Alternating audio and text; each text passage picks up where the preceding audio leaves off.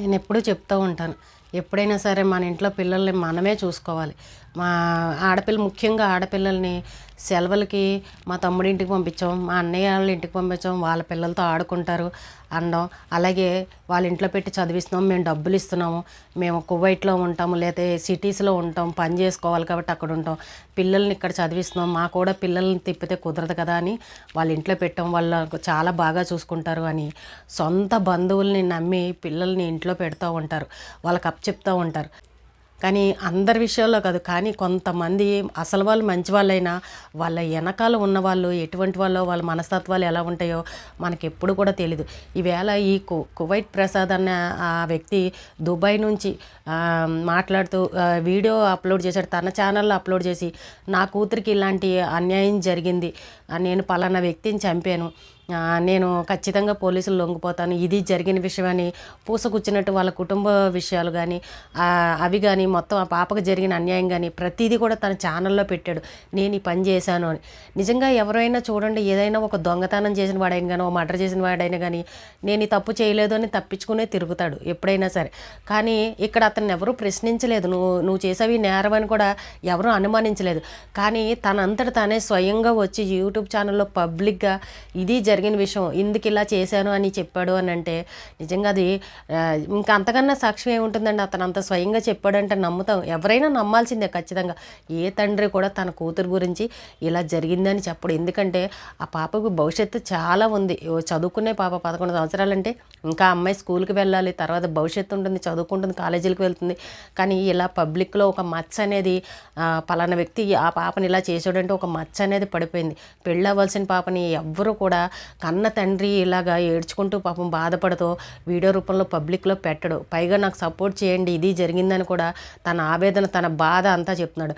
అలాగే ఆ పాప ఏం చెప్పింది అనేది కూడా వాళ్ళ అమ్మ అడుగుతూ ఒక చిన్న వీడియో కూడా రిలీజ్ చేసి చెప్పాడు. అది చూసిన తర్వాత కూడా ఆ పాపకి ఏం తెలీదు, ఇలా చేశాడు అని అంటే పాపం అమాయకురాలు చిన్నపిల్లలు, వాళ్ళకి ఏం తెలీదు. కానీ అంత వయసు ఉన్న వ్యక్తి, 60 ఏళ్ళ వయసు ఉన్న వ్యక్తి కూడా ఈ రోజున చిన్నపిల్లల మీద ఇలా చేస్తున్నారంటే గతంలో కూడా మనం ఎన్ని చూసామండి. పెద్ద వయసు ఉన్న వాళ్ళు కూడా చిన్నపిల్లల్ని చేసిన వాళ్ళని చూడలేదా? ఈవేళ వాళ్ళ కోడలు మాట్లాడుతూ, అబ్బా ఆమె చెప్పే దాంట్లో అసలు పొంతం లేదు, ఏం లేదు, మా మావయ్య కాలు ఇరిగింది, మా మావయ్య సరిగ్గా కర్రపెట్టి నడుస్తాడు, ఆయనకు పోలియో ఉంది, అలాగే మా అత్త చనిపోయే సంవత్సరమే అయ్యింది, ఆయనకు అనారోగ్యం, ఏమి చేయడు, మేము హాస్పిటల్ చుట్టూ తిరిగాము, మా మీద కక్షతోటి ఇలా చేస్తున్నాడు, వాళ్ళ కూతురుని వాళ్ళు తీసుకువెళ్ళాలన్న ఆలోచనతో ఇలా చేస్తున్నారని ఏవేవో చెప్తుంది. తనే చెప్తుంది కదా, హాస్టల్లో పెట్టారు, తీసుకెళ్ళి హాస్టల్లో పెట్టారు, వాళ్ళే చూసుకుంటున్నారని కూడా ఆ అమ్మాయే చెప్తుంది. ఇంకా పోనీ వాళ్ళ మధ్య ఏమైనా గొడవలు ఉన్నాయంటే పోనీ గొడవలు, మరి అంత గొడవలు లేని వ్యక్తి ఇతన్ని చంపాల్సిన అవసరమే ఉంది, అది కూడా మనం గమనించాలి కదా. వాళ్ళకి ఇప్పుడు ఆ ముసలతనికి వీళ్ళకి ఏమైనా విరోధాలు ఉంటే సరే కచ్చికట్టి చేశాడు అని అనుకోవచ్చు. అక్కడ పోనీ అతనికి ఏం సంబంధం లేదు నిజంగా ఆ కుటుంబానికి, ఈ పాపం గురించి అయితే.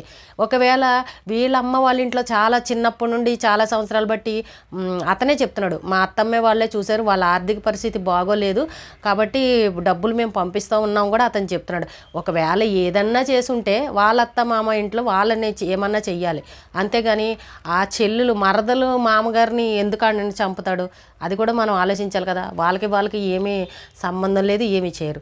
కానీ ఈ సంఘటన తన కూతురి మీద చేసిన పని వల్లే అతనికి బాధ కలిగి ఒక తండ్రిగా తనకి కసి వచ్చి నిద్రపోతున్నా కూడా మనసులో అదే ఆలోచన వచ్చి ఆ విధంగా దుబాయ్ నుంచి 4 రోజులు ఎవరికి తెలియకుండా వచ్చి ఇలా చంపి వెళ్ళాను అని అంత పబ్లిక్గా తను వీడియో చేసి పెట్టాడు అని అంటే నిజంగా మెచ్చుకోదగ్గ విషయమే అనాన్న. నిజంగా తండ్రి నిజంగా తన బాధ ఎంత బాధ ఉంటే ఆ పని చేశాడా అని అనిపించింది.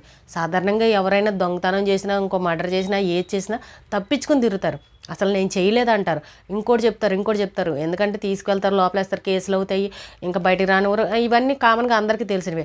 కానీ ఇతనే చెప్తున్నాడు స్వయంగా, నన్ను ఏమైపోయినా పర్లేదు, నా భార్య నేను చనిపోవడానికి కూడా రెడీగా ఉన్నాం, కానీ నా పాప లైఫ్ పాడైంది, నా పాప గురించి పబ్లిక్లో చేశారు. పైగా నా మరదలు బంధువులు అందరూ ప్రతి ఒక్కళ్ళు నాకు ఫోన్ చేసి ఏంటి ఇలా జరిగిందని నన్ను ప్రశ్నిస్తూ ఉంటే నేను సమాధానం చెప్పలేని పరిస్థితి. అందుకే ఇంకా నేను ఇలా చేశాను అని ప్రతిదీ చెప్తున్నాడు. నిజమే కదండి. ఏ కుటుంబంలో ఏదైనా చిన్న విషయం జరిగిందంటే ముందు బంధువులకి వెళ్ళిపోతుంది. అక్కడ తర్వాత అది నిజమా అబద్ధమా అనేది తర్వాత. ఆడవాళ్ళ నోట్లో ఏది ఆగదు. అలాగ ప్రచారం బంధువులకి వెళ్ళిపోతుంది. మొత్తం ఊరంతా చుట్టాలకి బంధువులకి అందరికీ తెలిసిన తర్వాత మళ్ళీ ఆ విషయం మళ్ళీ మన దాకా వస్తుంది అనమాట.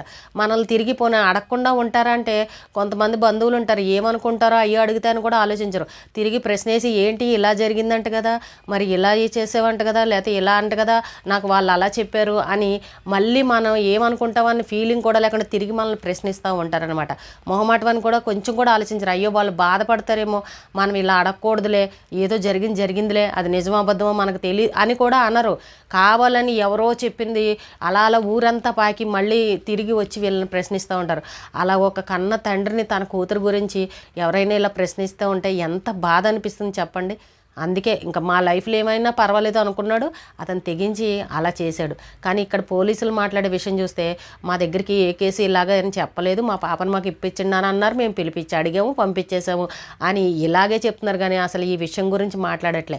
కానీ కన్న తల్లి మాత్రం స్వయంగా చెప్తుంది, నేను పోలీస్ స్టేషన్కి వెళ్ళాను, అన్నీ చెప్పాను, మమ్మల్ని పట్టించుకోలేదని. ఇక్కడ ఇంకొకటి కూడా గమనించాలి. ఎందుకంటే ఈ మధ్యకాలంలో 6 నెలల నుంచి ఇవే కేసులు చిన్నపిల్లల మీదే జరుగుతూ ఉన్నాయి. అమ్మ మళ్ళీ ఈ కేసు వచ్చిందంటే గవర్నమెంట్ మీద చెడ్డ పేరు రావచ్చు. ఇప్పుడు మళ్ళీ దీన్ని విచారణ చేయాలి, అన్నీ తేల్చాలంటే సాక్ష్యాలు లేవు, ఆధారాలు ఏమీ లేవు, ఎలాగా అని అన్న ఆలోచనతో కూడా వీళ్ళు చెప్పేది నిజమా అబద్ధం అన్న ఆలోచనతో కూడా పోలీసులు ఈ కేసును పక్కన పెట్టి ఉండొచ్చు. కానీ వాళ్ళు మేము కంప్లైంట్ ఇచ్చామని కూడా చెప్తున్నా కూడా పట్టించుకోలేదు అని అంటే మరి అది వాళ్ళకే వదిలేయాలి ఏంటి అని అనేది. కానీ ఏ తండ్రి కూడా యూట్యూబ్లో తన కూతురు గురించి ఫేమస్ అవ్వాలి, నేను యూట్యూబ్ ఫేమస్ అయిపోవాలి, డబ్బులు సంపాదించాలన్న ఆలోచనతో తన కూతురు మీద ఇలాంటి తప్పుడు ప్రచారాలు చేసుకుని మాత్రం వీడియోలు చెయ్యరు ఎవరు కూడా. సరే ఒకవేళ మనం అలాగే అనుకుందాం, తను ఫేమస్ అవ్వడానికే చేసాడు అనుకున్నాం. ఇప్పుడు నెక్స్ట్ ఏం జరుగుతుందండి, పబ్లిక్లోకి వెళ్ళింది పలానా వ్యక్తి ఇలా చేసాడు అన్న, ఇప్పుడు పోలీస్ కేసు అవుతుంది, తన పోలీసులకు సరెండర్ అవుతారు, వెళ్ళి లోపలికి కూర్చుంటాడు. ఇప్పుడు ఛానల్ వీడియోలు చేయడానికి ఉంటుందా? ఒక మాట చెప్పండి, మొత్తం ఛానల్ పడిపోయినట్టే కదా.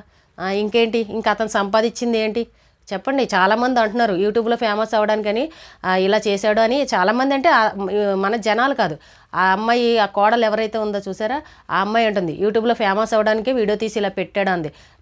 పిచ్చిది నిజంగా తెలుగుగా ఆలోచించాలి. యూట్యూబ్లో సంపాదించడం అంటే అంత ఈజీ కాదండి.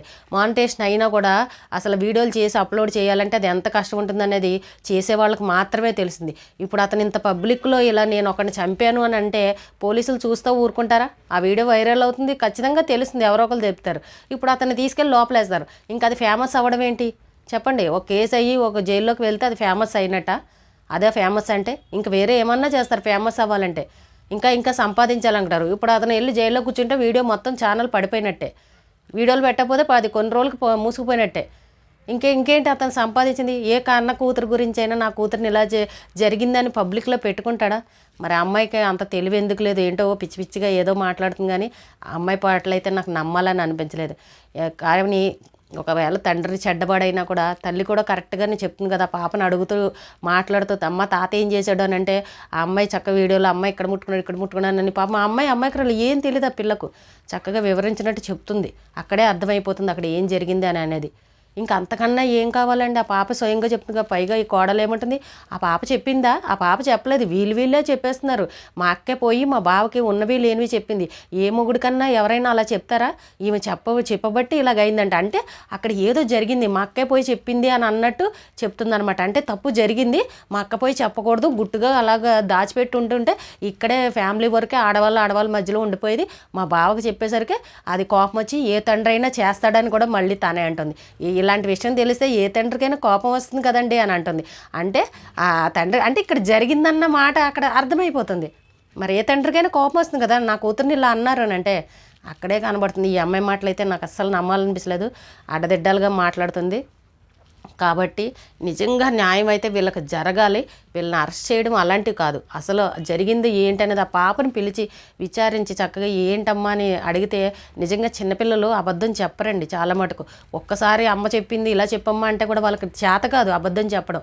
కానీ పిల్లల దగ్గర కూడా పిల్లలు చెప్పేవి ఎప్పుడు కూడా నిజాలే ఉంటాయి. కాబట్టి అలా విచారణ చేసి నిజంగా అతన్ని జైల్లో పెట్టడం కాదు ఈ రోజున. ఎందుకంటే ఆల్రెడీ ఆ పాపకు అన్యాయం జరిగింది. ఇప్పుడు మళ్ళీ ఆ తల్లిదండ్రులను తీసుకెళ్ళి కేసులని ఇదని చంపేసడాన్ని జైల్లో పెడితే ఆ పాప పరిస్థితి ఏంటండి? ఇప్పుడు ఇంట్లో పెట్టినందుకు ఇప్పుడు ఎవరో చూడరు, ఎందుకంటే విరోధాలు ఆల్రెడీ వచ్చేసాయి.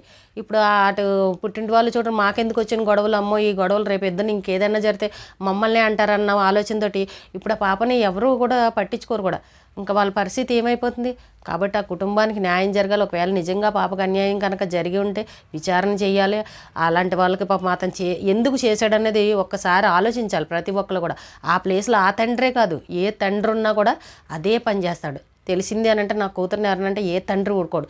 ఆడపిల్లలంటే పంచ ప్రాణాలు ఇచ్చే తండ్రులు కూడా ఉన్నారు, పంచ ప్రాణాలు నిజంగా అలాంటి వాళ్ళు ఉన్నారు. కూతుర్ల కోసం ప్రాణాలు ఇచ్చేవాళ్ళు కూడా తండ్రులు ఉన్నారు. కాబట్టి అతను అంత నిజాయితీగా అంత పబ్లిక్లో వీడియోలు చేసి పెట్టాడు అని అంటే మనం ఎందుకు అబద్ధమని కొట్టిపారేయాలండి? చాలామంది ఆ అమ్మాయి అలా చెప్తుంటే చాలా చిరాకు అనిపించింది. ఏ తండ్రి అలా పబ్లిక్లో ఏడ్చుకుంటూ వీడియోలు పెట్టడు తన కూతురు గురించి. ఆ అమ్మాయి భవిష్యత్తు అంతా నా కూతురు భవిష్యత్తు పోయింది అని బాధపడుతున్నాడు.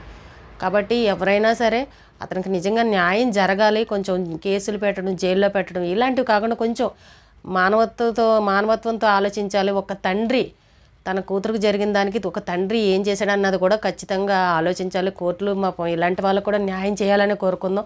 వాళ్ళకి ఏ కష్టాలు లేకుండా, ఎందుకంటే ఆల్రెడీ ఆ పాప గురించి బాధపడుతున్నారు కాబట్టి అలాంటి వాళ్ళకి ఇంకా మనం ఏడిపించడం అంత కరెక్ట్ కాదు. ఇలాగా పిచ్చి మాటలు మాట్లాడే వాళ్ళ మాటలు మాత్రం అస్సలు పట్టించుకోకూడదు. ఏదేమైనా కూడా అలాంటి వాళ్ళకి సపోర్ట్ చేయాలి. ఎందుకంటే ఆ అబ్బాయి కోరుకున్నాడు కూడా, నా గురించి అందరూ వీడియోలు చేయండి, నాకు సపోర్ట్ చేయండి, ఇది జరిగిన విషయం అని పూసగుచ్చినట్టు వీడియో చేసి పెట్టాడు. చాలామంది అందరూ వీడియోలు చేశారు.